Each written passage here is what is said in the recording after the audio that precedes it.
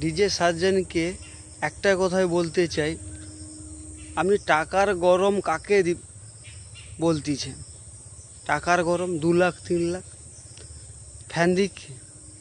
আরে ধরুন এটা হিটার্স ফ্যান, আপনার যে ফ্যান আছে, আপনি এই ফ্যানদের জন্য আজকে এই জায়গায় পৌঁছেছেন।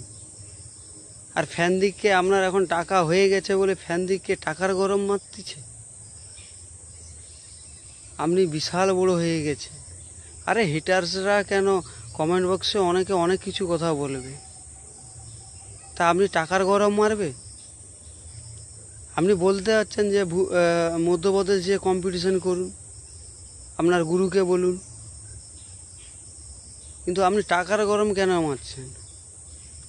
আপনার কাছে সেটাই উত্তর চাই। আপনি বলবেন যে আপনাকে ফ্যানদের জন্য আপনি এই পজিশনে আজকে পৌঁছেছেন। একটাই কথা বলে যাচ্ছি,